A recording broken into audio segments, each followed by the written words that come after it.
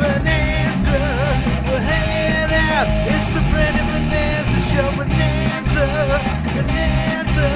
we're hanging out on the Brandon Bonanza show. Hanging out on the Brandon Bonanza show. Yeah. Feels good to be live, everybody. What's going on? Welcome back to another Brandon Bonanza show, everybody. How's it going? It looks a little dark in here, doesn't it? I want to open these shades, but my neighbors are there. It's kind of weird. Is that better? You can see half of my face better. Let me make sure we're streaming. Excellent condition. Kind of a last minute. This is the story. I'll get right into it really quick, and then we'll get into the episode. So the lovely Sharon told me about a vacation she was going on at the end of August into the beginning of September, quite some time ago. And then, I had this idea of a vacation in the beginning of August, and it kind of was like Brandon style. So it came together when it did. And so I realized, I was like, uh-oh. And I told Sharon, and so we planned a bunch of episodes. We actually recorded 3 episodes. So the last 3 weeks have been premiered because either Sharon or I. What's up, Tony? I'm about to call the show. Oh, nice. All right. It's a hot YouTube time for Tony. But anyway, so we weren't able to get 4 recorded because of it's all on the Brandon Bonanza. Sharon's great. She did an amazing job to move her schedule around and get up early and get those 3 done and help me. And we got them all done and everything and up. But we realized because of work and stuff that I had coming up, I wasn't going to be able to get another one. So I decided to go live. And then today was a day. Let's see.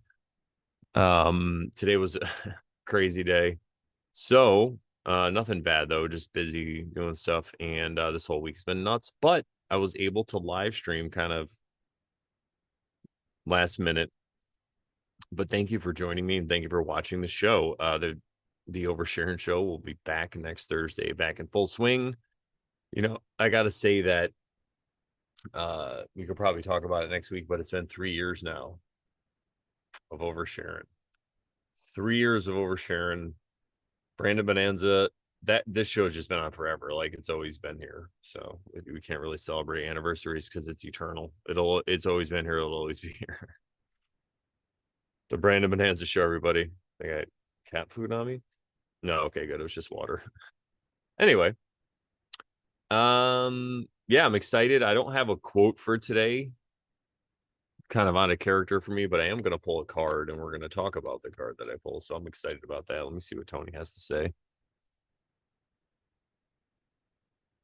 I want to hear about the Hermit. Yes. Yeah, we could talk about the Hermit. See, the reason that I entitled this Hermit the host is like I have not been on. I've been on Telegram like here and there. And if you see that I've been on, it's probably just to send photos to my lovely fiance because I got her on there so I could just share all the photos in there. It's like perfect for that. And I've been MIA. It's been bad. But this happens with me. People that know me, I just kind of go hermit mode. Just been busy getting things done. And I just can't look at my phone. It's hard to explain. And it's like nobody in particular or anything. I mean, I still love everybody. I just live stream to say I love you. And I mean it from the bottom of my... How do I sound, Tony, by the way? Is that a 2021 start year of the Ox? Yes. Let me know how it sounds. I think there's 3 viewers that's saying cool. All right. Yeah. So yeah, let's pull a card. Just raid everybody. I actually went to go hang out with my friend Dwayne yesterday, play poker. I didn't do so well, so I just, when I'm not, like, it's kind of like when the universe is like, just go home. I was like, all right, So it's not like I lost a lot of money or anything. I just didn't win a lot of hands. And then I was like, all right, I think my luck is. Last time I was there, I got a royal flush and I got like a bonus and all this stuff. So you win some, you lose some, right? All right, I'm grabbing this tarot deck. Very excited. We could talk about the Hermit for sure, Tony. That's a great idea.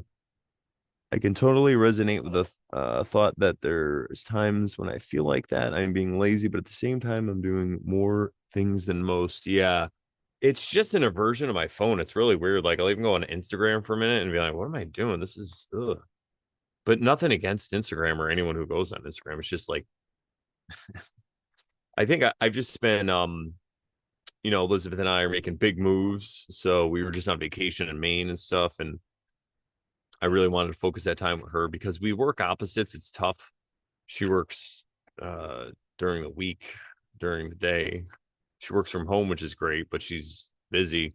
And then I mostly work weekends when I'm working like in the winter. It's not as much, but like pretty much from like April to November, all the way through November up to like December. I'm working almost not every weekend, like from now till November, I'm working every weekend, at least 2 days a weekend, which is good. Gonna make that money. And it's crazy because I work late and I work nights. So anyway, so I figured I knew I was gonna be doing that because August isn't as busy. July is like on and off. So I was like, I know I'm going into the busy season, so let me focus some time on my lovely woman. So I've been doing that too. And just been like cleaning a bunch of stuff, getting stuff set up. Big things. I got my computer and everything from my parents' house finally, because I have the stand-up desk and I have this crazy. I'll show you guys. It's this stand-up desk seat that goes with. It's like a stool, but you stand on it too. It's got like a floor. It's crazy. So I have all that. It's actually in the truck. That's what I was doing today. Getting some of that. I've been doing that over the past couple of weeks. That when I wasn't on vacation anyway. Yeah, so big things going. I'm trying to see if I could just find the Hermit card. That would be really cool, huh? Wouldn't that be a synchronicity? A timely one? All these cards. So I'm looking right now. This is the not the Wildwood, the Druidcraft Tarot. That's right. Druidcraft. It's pretty cool. All right, I'm not on. Let me just pop this chat out. My last poker was just like oh yeah, I get what you mean. It's weird. They put that heart there, and then I can't see what the one word is that you said. Yeah, no, it was just like I had ace queen. I was just playing cash 1-2, and I raised a little bit, and then the like two people called, and on the flop a queen came. I was like, yeah, and this lady just bets out in front of me, so I raised like a good amount. And she called, and then on the turn she checked, and I bet a good amount because I knew I was good. Then on the river, she hit two pair, so she made a decent bet. And I had to call at that point. There's so much money, but I was like, yeah, you got your two pair, didn't you? I'm like, lady, this is great though. Like, I'm not complaining. That's the kind of players you want. Anyway, it's poker. What are you gonna do? That's poker, folks. That's why I like to focus on tournaments. We just didn't have so much time to hang out. We are only there for a few hours, so tournaments like a commitment. You gotta sit there all day. It's fun though. Just gonna randomly pull a card. We could talk about the Hermit though. I'm definitely gonna talk about the Hermit. I'm still opening up the show kind of though, so I guess I could pull a card. It's the Ace of Arrows. Let me just switch screen. Let me just pop it out. Pop out the chat. There we go. It's all nice and big. I can see it next to my face. Isn't me pretty? I'm so pretty. I'm so pretty. Like that Childish Gambino song. This is America. I want to redo that. And just like, I'm so pretty. That'd be great. If you haven't seen the video for "This Is America" by Childish Gambino, check it out later. Tony's probably seen it. It's he's like a comedian who's also a rapper and all this stuff, and it's supposed to be like hardcore. Oh, hang on, I look like there we go. Let the hair down, everybody. It's supposed to be portraying America as this terrible place or whatever, but he's like, I'm so pretty. It's really funny. Ace of Arrows. So anyway, pull the Ace of Arrows, everybody. This is really cool. It reminds me of a crop circle or something, or like the Nazca lines, right? When you fly in Peru, when you fly over those and you see things much smaller though. So we got a little bit of smoke. Oh yeah, that This Is America thing. Yeah. I just want to parody it. I want to be like, is this America? And then like, and then show psyops. That'd be funny. Like, is this America? I worked with this guy. So I got a great story for everybody. Remind me if I forget. I'm going to talk about the Ace of Bows first, but I got to DJ with somebody who I podcasted with in 2020. He was a comedian I knew wanted a podcast. He was into conspiracies and it was 2020, right? It was crazy. He was like Alex Jones stuff though. And his friend was doing it with him, but I guess he's more of like I don't know what the guy thinks. I mean, he's kind of conspiracy-ish or whatever, but he was a good dude and he was also a DJ. So I gave him my card and he just hit my company up like last year though and started doing gigs. And I hadn't worked with him till this past weekend. It was so funny. He's like, I don't really remember what you look like. I'm like, dude, I don't even remember you. I was like, oh yeah, I had to, but it was cool. And he was like, what's your hot take on the Trump ear situation? Like, is that, I'm like, I don't know. I'm like, Trump, what? I'm like, I got a hot take on the Dao De Ching. Check out the Over Sharon show. That's what I told him. I'm like, go to Brandon Bonanza on YouTube. All my hot takes are there. This is my hot take. Nah, he's cool though. Real good dude. Cool to work with. A lot of fun. But I just didn't know what to say about Trump. I'm like, I don't even fucking, dude. I can't. I found out about that through memes. You think I can? I don't even know what's going on. I don't even know if he's still alive. I don't even. Anyway, Ace of Arrows. So the arrows are like the swords, which represent air esoterically. So it's all about thoughts and communication. So the Ace of Arrows is good because it is kind of a beginning. It really is. It's a demarcating a beginning. And it's funny because I just talked about Ace Queen, right? I wonder if there's a queen in here somewhere looking at me. All right, guys, just because I don't fix this, but on the bottom, so I shuffled and I opened the deck, and this Ace of Bows was the card on the bottom, though. This was the card in the middle. The card on the bottom, though, was the Queen of Bows, which is the hare. And it's funny because I just talked about having Ace Queen, and I got sucked down on the river. That's a poker term for when you're way ahead and the last card comes and you're not ahead anymore. It's just what happens. I've gotten there in the river before. I can't hate the lady. She had her dog with her. She's this little Asian, and and I have nothing against anyone, whatever, but very had her little dog with her. I think she spoke English really well. I don't know her story, but it was funny. She was sitting right next to me. I'm like, I'm just fold, lady. I know I'm ahead. And then the river came. I'm like, I'm probably not ahead anymore.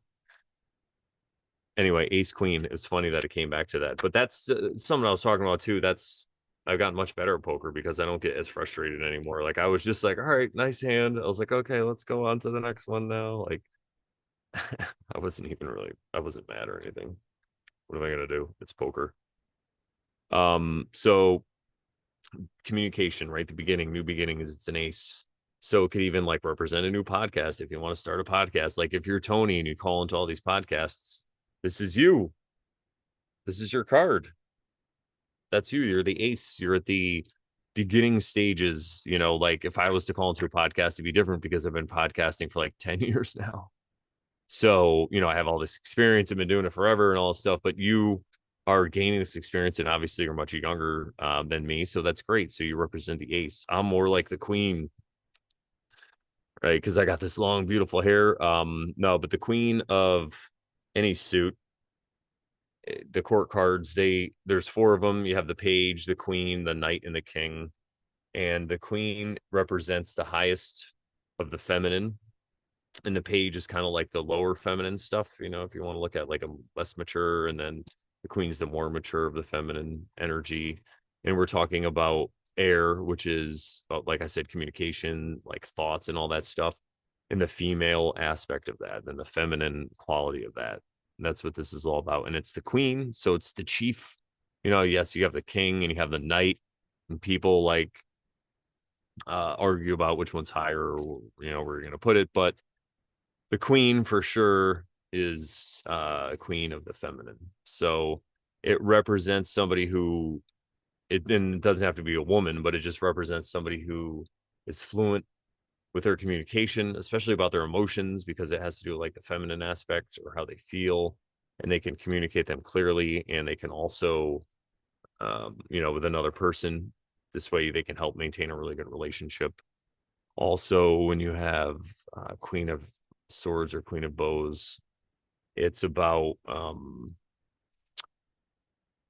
like kind of being the queen bee, right? Like, but internally. So you have this control of your thoughts, everyone's thoughts run wild, right? It just happens.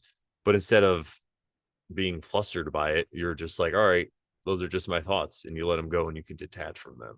So that would be the queen. Now we're talking about the hermit. So the reason, like I said, I just been such a hermit lately.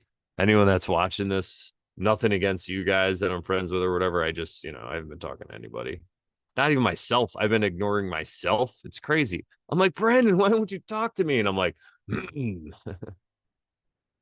I've been talking to myself still, I think. I'm kind of talking to myself now, right? I mean, this is like talking to myself. Is that what we're doing now? Podcasting? Uh, but I'm excited though. I really am. I can't wait for the Over Sharon show to come back. I've been making so many realizations about the Dow. I listened to the Dow the other day when I was driving. It's been a while because we've been covering it on the Over Sharon show. So every week, not every week or every whatever, we'll cover an episode. I mean, we'll cover a verse or two verses depending on the episode. I communicates good. So I haven't been listening to it because on occasion I would throw it in the mix of things I would listen to. There's this version by Stephen Mitchell. Just go to YouTube and put in Dao De Chang. You can even put in Stephen Mitchell, but it's the first one that comes up. It's like, I could just share it with you guys what it looks like. It's amazing. They always take it down and it comes back up. So it's like I would put the link in, but it's really, they'll probably take it down and have to put it back up again. But the first verse, maybe I could even play it. I wonder if YouTube would take down my video because it's all contained in the first verse. It's so crazy. And he even says Stephen, or I don't know if the narrator in the audiobook is Stephen Mitchell or not, because he does say he refers to him like it's himself. I don't know. But anyway, it's a YouTube audiobook now. There's an introduction in the beginning. We read a little bit of that when we did our introduction to the Tao way back in the Over Sharon Tao playlist here on YouTube. Check it out. So I don't, anyway, we didn't read the whole thing. We just read some of it. But when I was listening on YouTube, the guy reads it or whatever. It's the whole thing's there and it's really good. And he talks about how the way is easy. He's like, the way is simple, but for complicated minds, there's methods, right? Their way is easy, but for people who are like so smart or complicated, like you can't just be a bird and be a human, like most people are, and I'm included. We're just way too complicated. There are methods, and like there's something in the first verse. I could just do this. Why don't I just steal from the Over Sharon show? Because it is a Thursday and I am kind of covering for the Over Sharon show. So I will pull up some Dow slides and we could, oops. All right, there we go.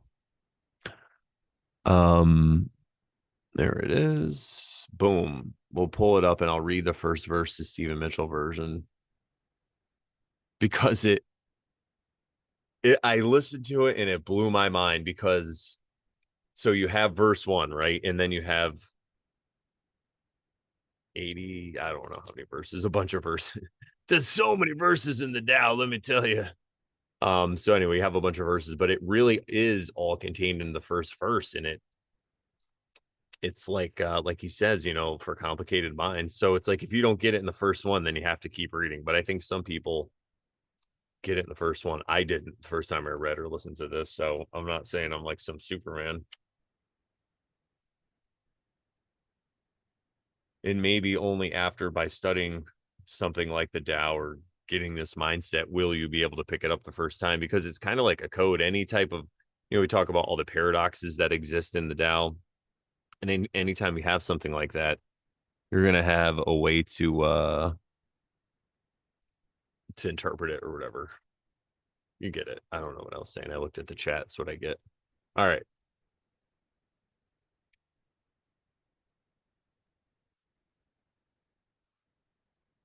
So Tao Te Ching verse 1, Stephen Mitchell version on the left-hand side here. I'll just highlight it. Oops.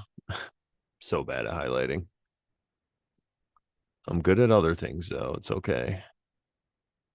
Can't be good at everything. All right. Stephen Mitchell from 1988, verse 1. The Tao that can be told is not the eternal Tao. The name that can be named is not the eternal name. The unmutable is the eternally real. Naming is the origin of all particular things. Free from desire, you realize the mystery. Caught in desire, you see only the manifestations. Yet mystery and manifestations arise from the same source. This source is called darkness. Darkness within darkness, the gateway to all understanding. So I'm not really going to get into it too much, how that all contains everything that you need to know here on this show, but I will bring it up on the Over Sharon show on the next Dow episode. I'm pretty sure maybe I'll use it for the quote of the show. That would be something. That was the idea I had. I was like, I'll talk to Sharon, see what she says. But either way, we'll talk about how that really does contain it all. Like I said, it's evident. But then, Tao. Yeah, it is called the Tao. It's actually called the Tao Te Ching. Tao Te Ching. And it just has a T, so people say Tao. So maybe you're calling it. But Tao is the way to say it. Whatever. I mean, people say Tao. People say whatever they want, right? I call it the. You guys ever read this ancient Chinese book by Lao Tzu? It's called the. That's what I call it anyway. That's how I translate those words. I translate them as. I love the. It's my favorite. It's my favorite religious text. All right.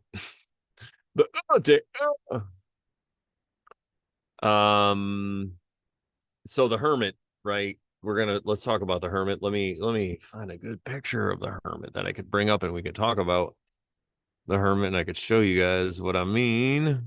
Because even if I pull the card, then I gotta hold it, It's technology. The Hermit card. Let's look at the Thoth one really quick.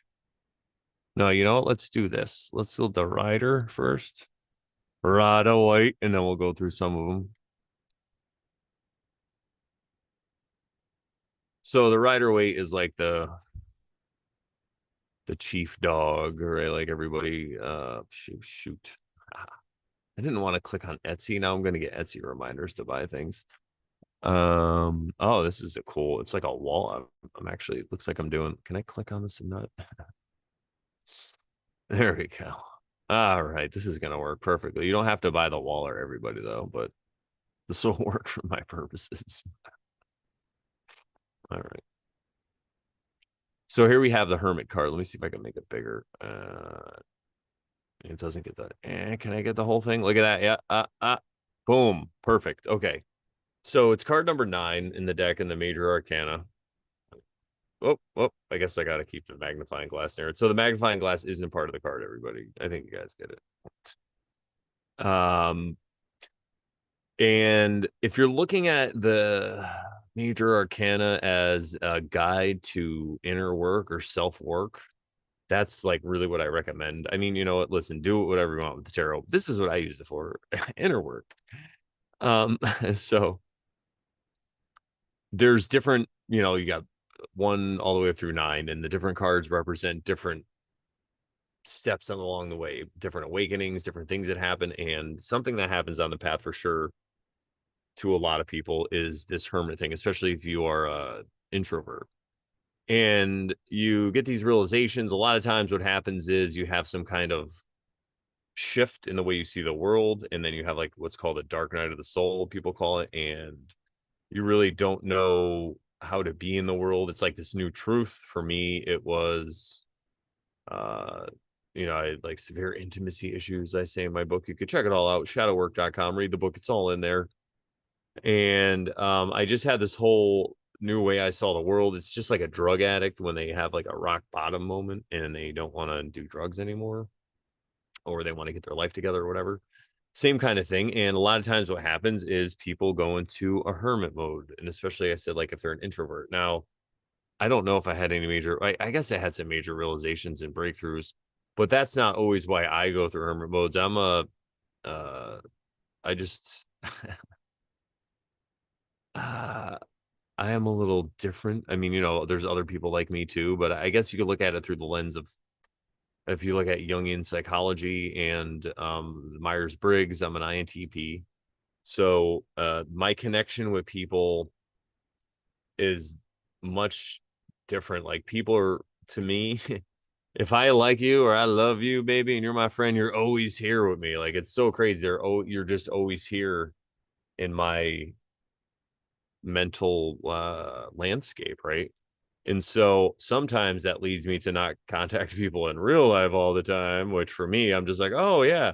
Like a year will go by and I'll just be like, oh yeah, I just, it's weird for me. But anyway, but I understand that and not everybody's like me. So but no, I do like to hang out and talk and communicate with people. It's not like I just want to be in a closet or whatever. But anyway, you guys get it. I feel like I'm just up here like justifying my life. You guys don't understand. It's hard being beautiful, long hair, and a giant with this voice. It's hard. Uh anyway, back to the hermit. So you see him on a mountaintop and he's holding this lantern with a star. It's like the light, right? So that represents the truth that he's found. He like found this truth and he's going to the mountaintop to show everybody. And that's like symbolical, obviously. Some symbolistic. It's a symbol. I get stuck. And really what it represents though is if you find some kind of truth and you're trying to figure out a way to communicate it to people, this could just be one example of it. There's many. You're trying to find a way to communicate this truth to people, but it's not working. And you're like, I got to go be alone with this truth and I got to check it out and look at it and see what it means to me and then figure out a way to communicate it. So you go into hermit mode at the top of the mountain with this truth. And you have, of course, he has the walking stick in his left hand. It's just like the staff of the fool. It's a staff, a rod, a wand, if you will. It's a wizard staff. So it's a magical instrument. It's how he creates in the world. It also supports him when he's walking. So literally, it's like his physical support in the world, which is this talent of magic that he has. And when you talk about magic and the esoteric, it really is just about creation. And not creation as in creating nothing, something from nothing, like a, or not in magic in a way of like a magician you'd see like pull a rabbit out of a hat, but more in just the way we create our own lives every day. Every day we wake up and we create our lives. And not everybody is a conscious creator. I'm not always even a conscious creator. I'm not over here preaching or anything. I'm just talking. I'm just telling you what I heard. Maybe it's true. I don't know. I ain't making claims. But the hermit is definitely a conscious creator, and he has this staff which he relies on. It's fiery staff, definitely anything with a wand has to do with fire. And like I said, it's just that fire of creation. And internally, it's that fire that gets lit under you whenever you find a new project or you're working on something or you have this enthusiasm for something. That's that fire that keeps you going. It keeps you up late night working on things or whatever it is, or a book you're reading or really excited about. There's that fire. That's what that is. And that's what the hermit's about. But he's by himself and he's up at this mountaintop, right? And he's looking at this truth. Now, I want to, because I think it's really important. Let's get off this again. I'm going to talk about the next card, number 10, which is the Wheel of Fortune. Wheel Fortune. I got to put in tarot or else I'm going to get Vanna White's face on it. On my screen. There we go.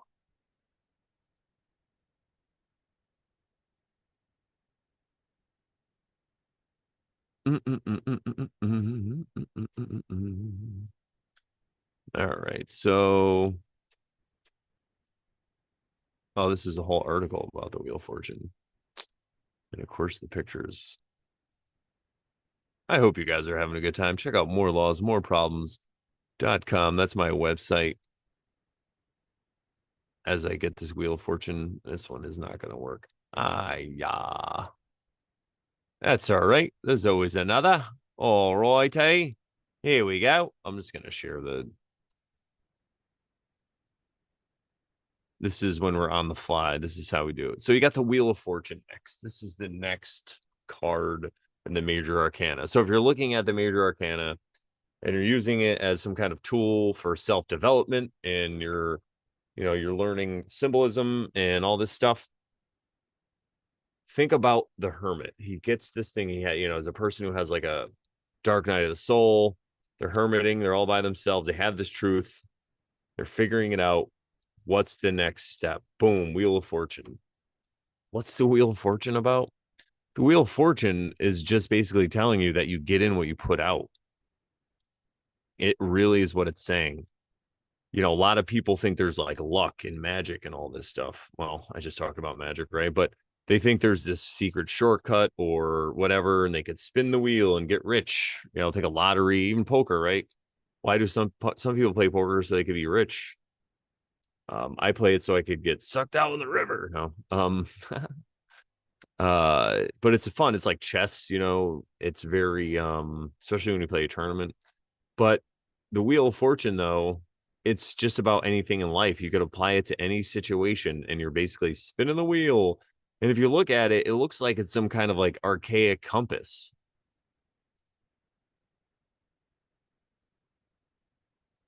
So it's really not, the compass is an instrument of your location. It's like finding, so we can find where to go and stuff. So it doesn't really have anything to do with luck, but it's perceived as luck.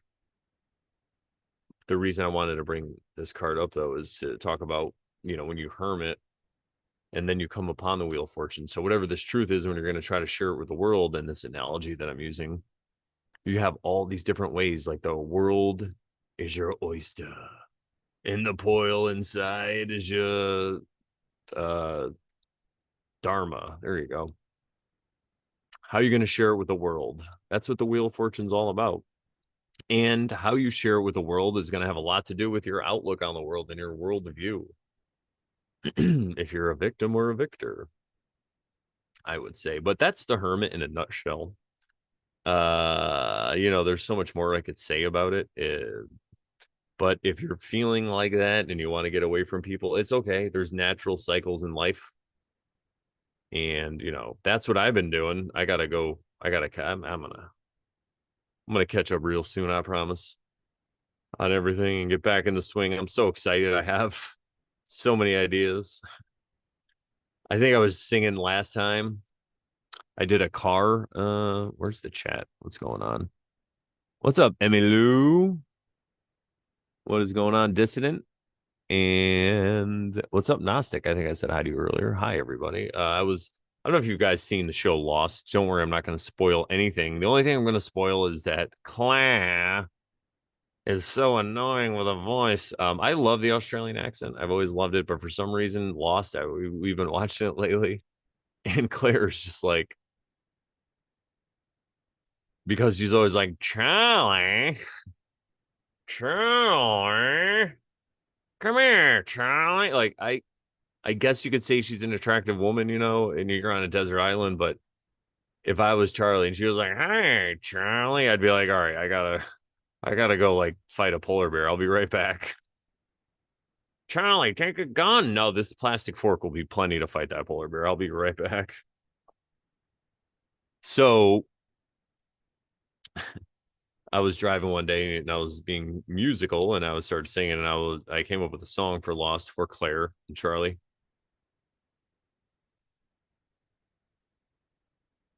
And I sang it on my car episode that I did. If you want to hear it, like here it goes. It's like a jolly, why'd you take my baby? Da da da da da da da da da. Or Charlie. I gotta work on that. But anyway, that's the.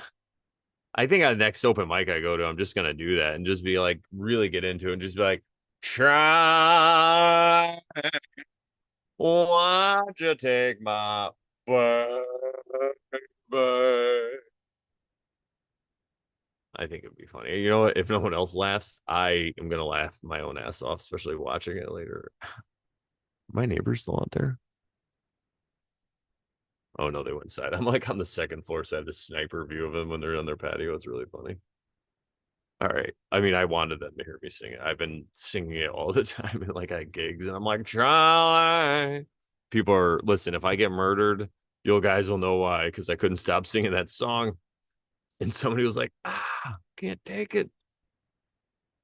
But anyway, I'm really excited for things that are upcoming. We have a lot of ideas, and our Dao Day Ching series, I feel like every week we just make more realizations, but it's leading to this one overall conclusion, really. And it's just like everything's fucking perfect. I guess I could talk about that. Like, I even have this idea. Maybe I shouldn't talk about it. Ugh, I talk about everything. It's tough when you talk about it because then you let the fire out, you know. But I am on my show, so I'm here justifying it. I'm like, could I talk about it?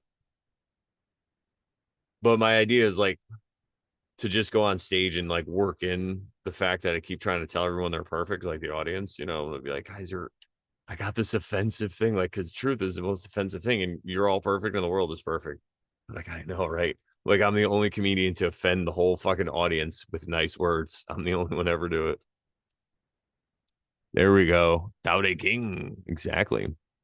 But yeah, excited about that. But the realization of the whole thing with the perfect and all that, and I mean, I've been talking about it so much, so forgive me if I repeat it, but I just like to hear it.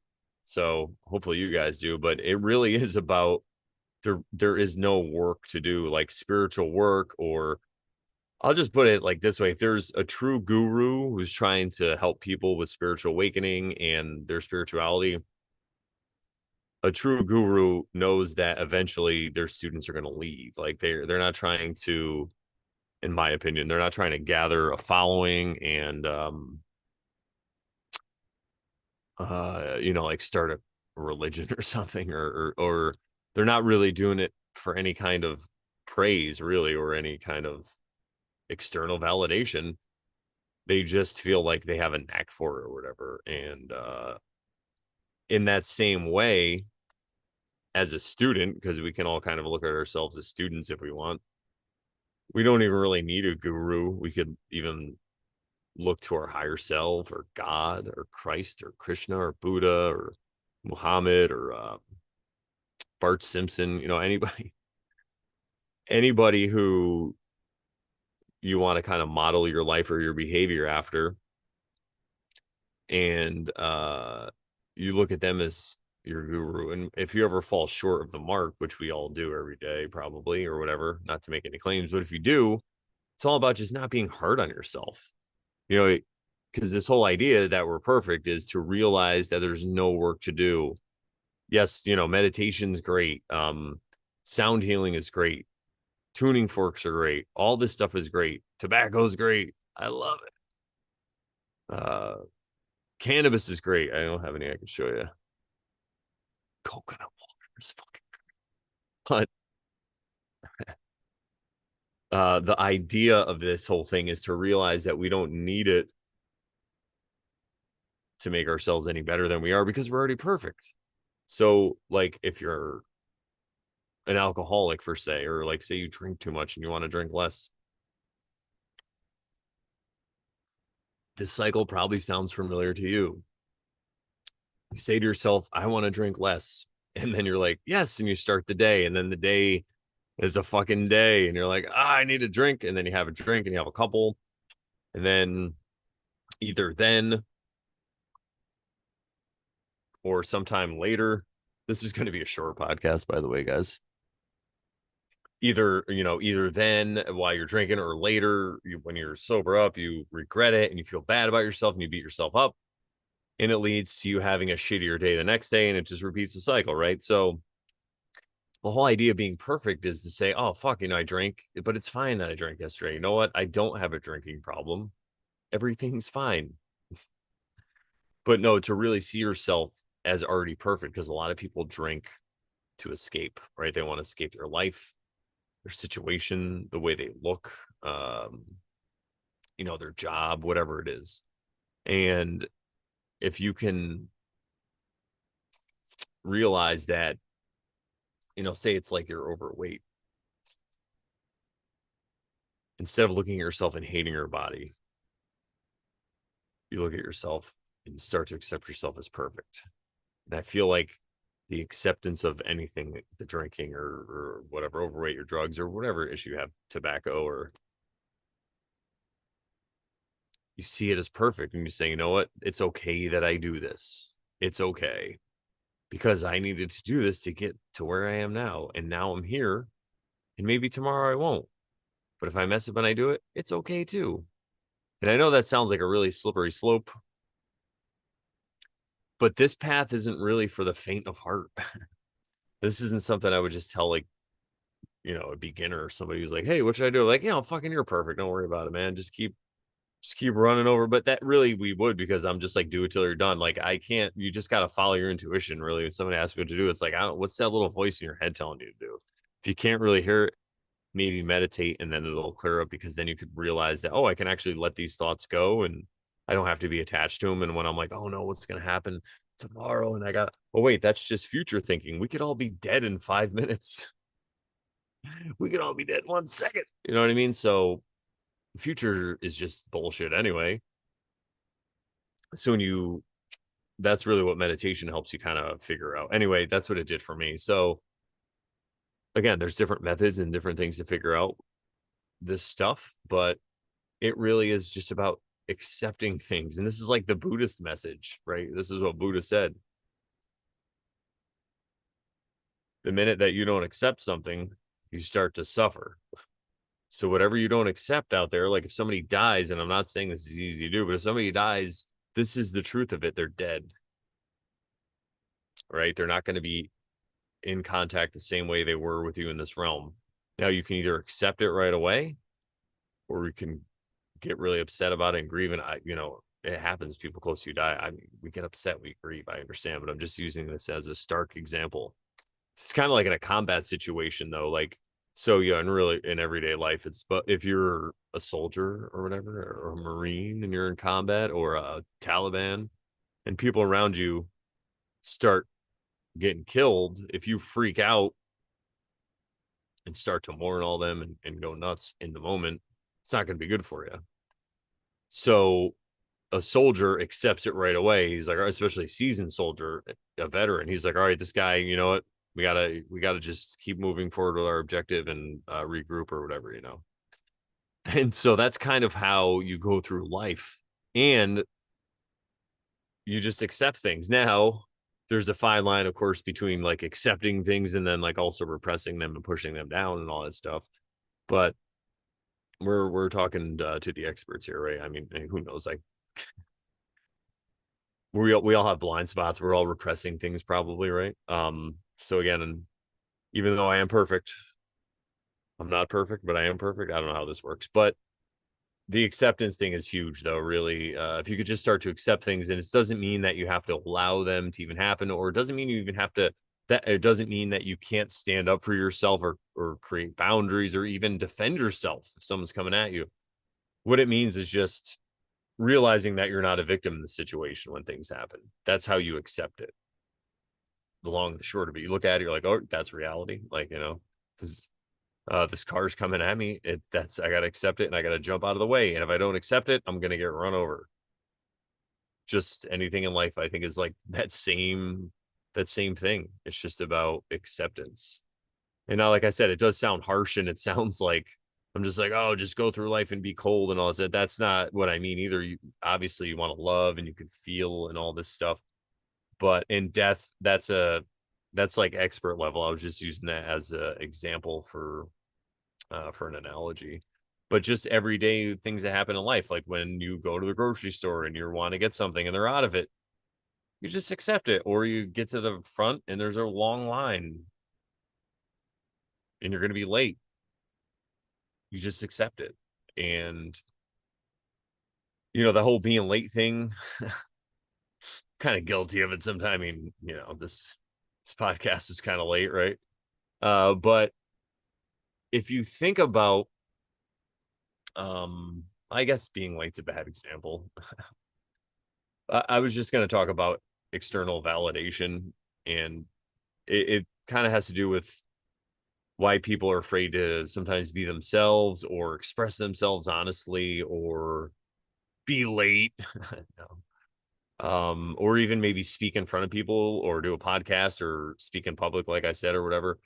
And it's because they have a fear of talking in front of people or, public speaking.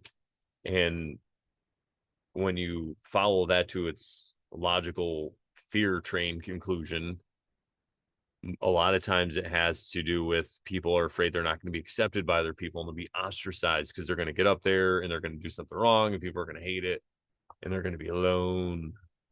Well, guess what? I'm a hermit, so I don't care. Maybe that's why I say terrible things on stage. I don't know. No. I don't. Uh, yeah. So it's again, the way is easy. The way is really simple. But for complicated minds, there's methods. There's,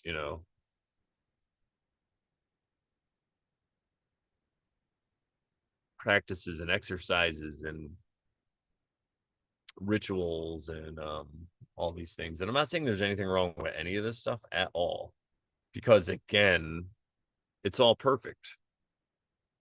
It's just that sometimes you might have a method and then you outgrow it and then you feel guilty about it, like maybe meditating or whatever it is. Like I used to meditate a lot more than I do now. And at first I kind of felt bad or guilty, like I should meditate more. But I'm like, you know what?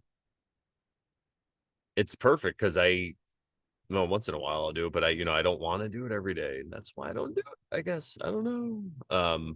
No, but I feel like I've gained a lot from that and I kind of have that perspective. So it's kind of like if you exercise too much, I don't know. But then again, I might hit another stage and I'm like, I'm meditating again because I was for a little while. I started doing it again, but for years, for like years, at least two of them, at least maybe like 4 or 5 years, I had a pretty good meditation practice going daily. But like any method or any practice, it really, like I was saying, you get to a point where sometimes it doesn't work for you and you might feel guilty, but just let it go. That's the other thing. We talked about that with Joe on an episode recently of the Over Sharon show. So check out that episode. It was episode 119. Joanne Spoons. Shout out to Spoons. Sorry about that. I was just thinking because it was Spoons' first time on. So that's why it's amazing. We're just used to I'm just used to having Joe on like everything that I do. So no, but that was an amazing episode. And we talked about that. We talked about letting go. And I've been working on that stuff with letting go of pain. And it really is like I allegedly had a psilocybin trip recently. And I always, previous to this time, I would always have issues with my stomach.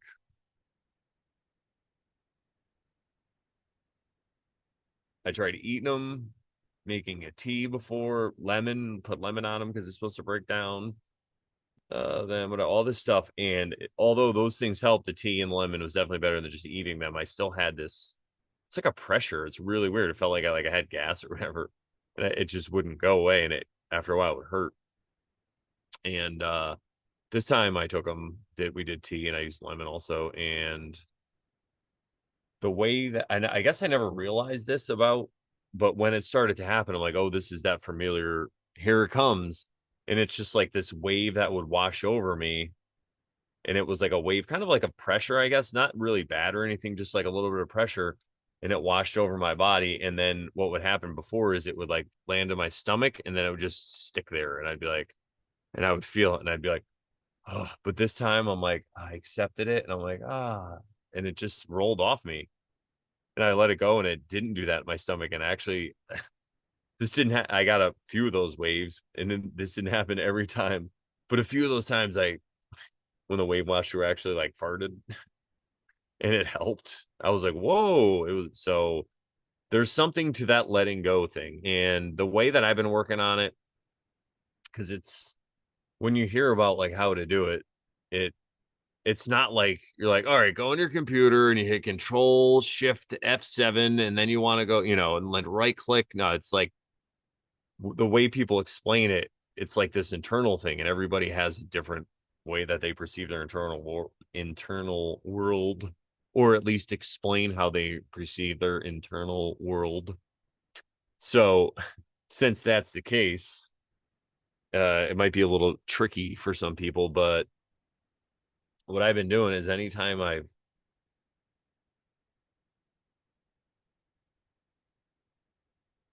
correction, sometimes when I feel an emotion coming on, like say anger or sadness or whatever, instead of trying to push it down or stop it, unless it over, like if it doesn't, like if it's anger or whatever, it doesn't overcome me.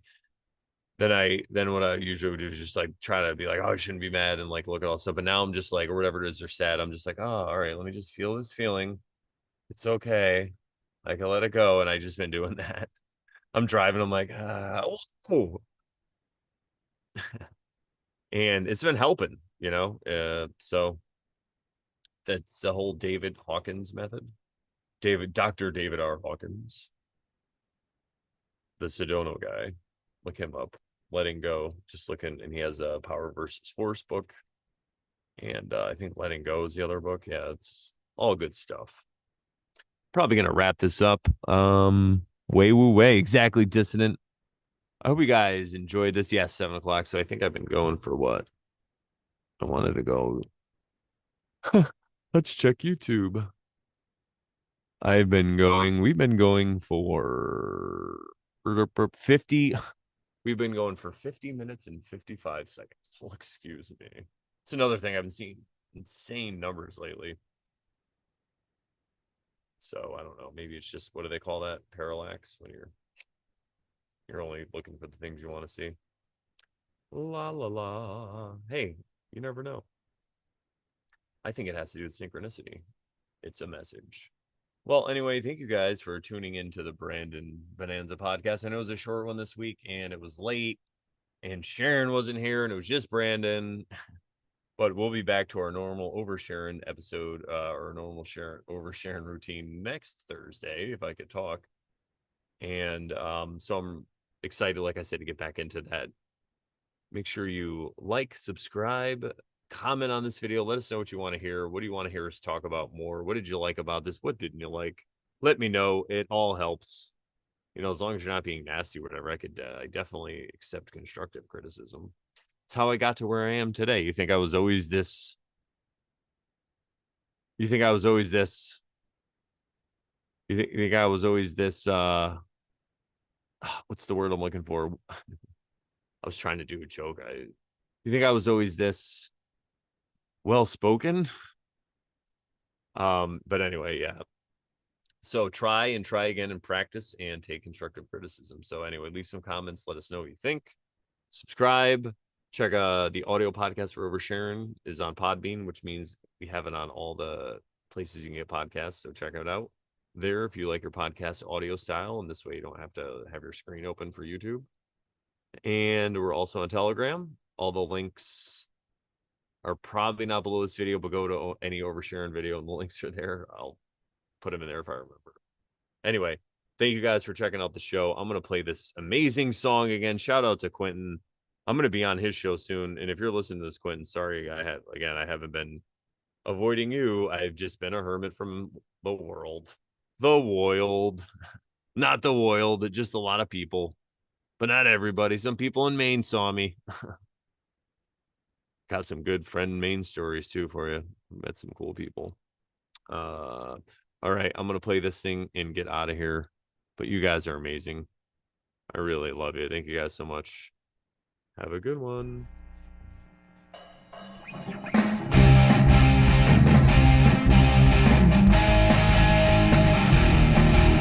Bonanza, we're hanging out. It's the Brandon Bonanza show. Bonanza, we're hanging out on the Brandon Bonanza show. Hanging out on the Brandon Bonanza show.